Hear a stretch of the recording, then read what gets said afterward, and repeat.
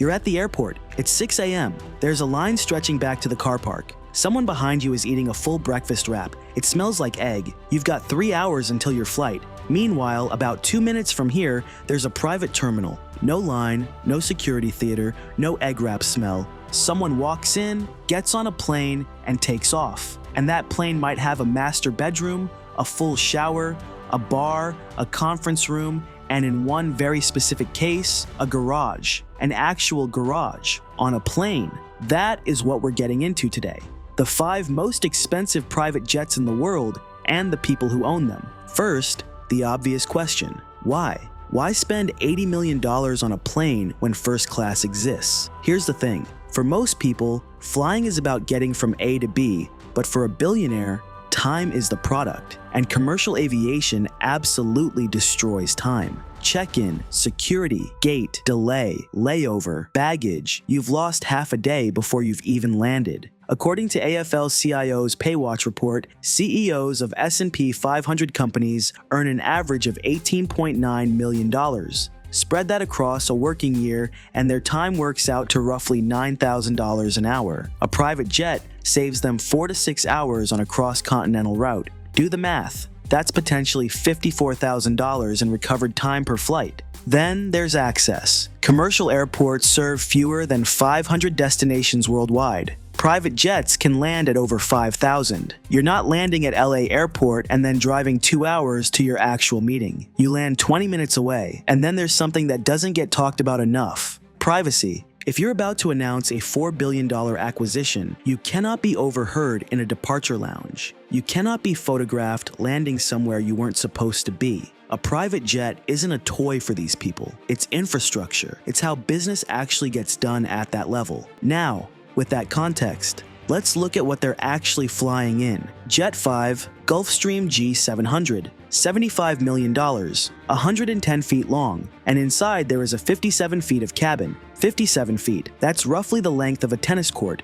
just the inside of the plane. In that space, you get up to 5 separate living zones, a lounge, a dining area, a full conference room, a private suite, and a shower, a real shower with hot water at 40,000 feet. The G700 cruises at Mach 0.935, just under the speed of sound, and can fly non-stop from London to Buenos Aires or Tokyo to New York without stopping once to refuel. Who's in these things? Qatar's royal family runs a fleet of them. FlexJet, one of the biggest names in private aviation, added 3 G700s to its fleet in 2025. And the G650, the model just before the G700, Jeff Bezos, Elon Musk, Sergey Brin, and Larry Page all own one. 4 of the biggest names in the history of Silicon Valley, and they all own the same jet. That's where this list begins. It gets heavier from here. Jet 4, Bombardier Global 8000, $78 million.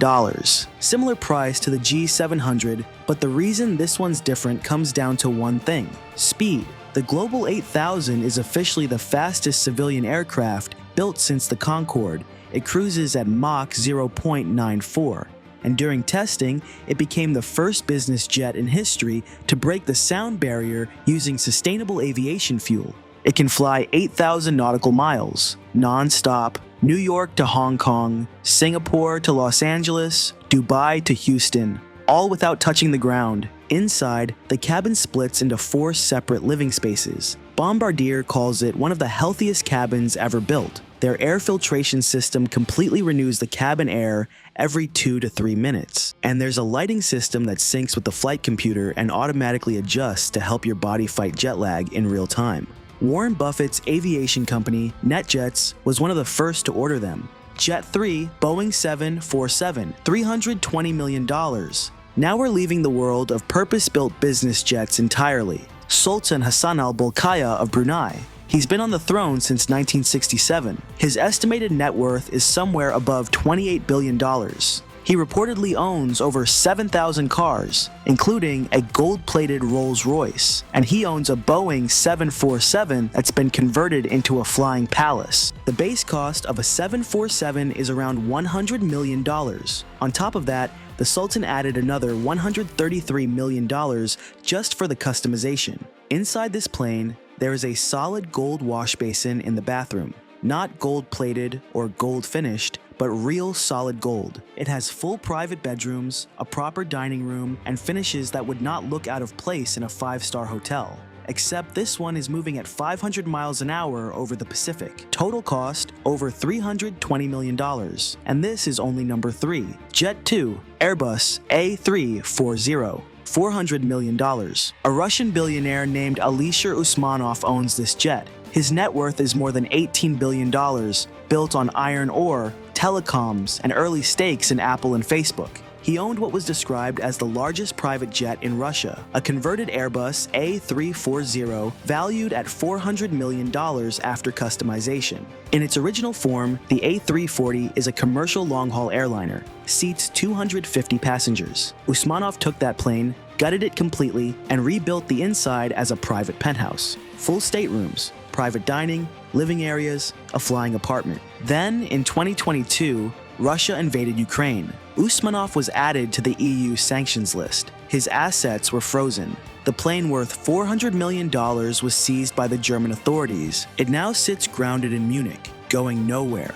$500 million private jet, impounded on a runway. Sometimes the world catches up. Jet 1, Airbus A380, $500 million. Prince Al-Walid bin Talal of Saudi Arabia commissioned a private Airbus A380, the largest commercial passenger aircraft ever built. The base price of an A380 is around $300 million. He poured another $200 million into the customization, and then, before the plane was even delivered, he sold it to someone who has never been publicly named. That anonymous buyer hired a world-renowned interior designer called Ides Dore and spent another $200 million redesigning everything from scratch. So what do you actually get for $500 million? You get a Turkish bath. You get a glass elevator that connects the plane's 3 separate levels. You get a prayer room with mats that automatically rotate to face Mecca regardless of which direction the plane is flying. And you get a garage, a functional structural garage built into the plane designed to transport a diamond-encrusted Rolls-Royce. A garage on a plane. That exists in the world, and someone owns it, but nobody knows who. Here's the part that most people don't think about. Take the G700, $78 million to purchase. Operating cost is around $14,000 per hour in the air. Annual maintenance is $2 million minimum, just to keep it certified and airworthy. Crew, pilots, co-pilot, and flight attendants cost between $500,000 to $1 million a year. On top of that, there are hangar fees, fuel, and insurance. If you fly at 400 hours a year, you're spending somewhere between $10 and $15 million every year just to own the thing. That's over $1 million a month, and these people don't think twice about it. Cristiano Ronaldo has a Gulfstream G650, same family as the G700. Taylor Swift named her $40 million Dassault Falcon 900 number 13 after her debut album. Michael Jordan's jet has custom gray elephant print on the interior, matching his Air Jordan sneakers. Bill Gates owns multiple jets. For all of them, the running cost is a rounding error, because at that level, it was never really about the plane. It's about what the plane gives you back. Time, privacy, control. And once you've had that, there's no going back to a middle seat. A garage on a plane, a gold wash basin, a jet that broke the sound barrier, and a $400 million aircraft sitting impounded on a runway in Germany because the world changed overnight. These jets aren't just transportation, they're a statement about what someone values, what they protect, and how far they're willing to go to stay in a world where the rules of normal travel simply don't apply to them. The question I want to leave you with is this: if you had unlimited money, what would you actually spend it on? Would it be something like this, or would you do something completely different? Drop it in the comments, genuinely curious. And if you want to keep going down this world, the real stories behind how extreme wealth actually works, subscribe. New video coming soon.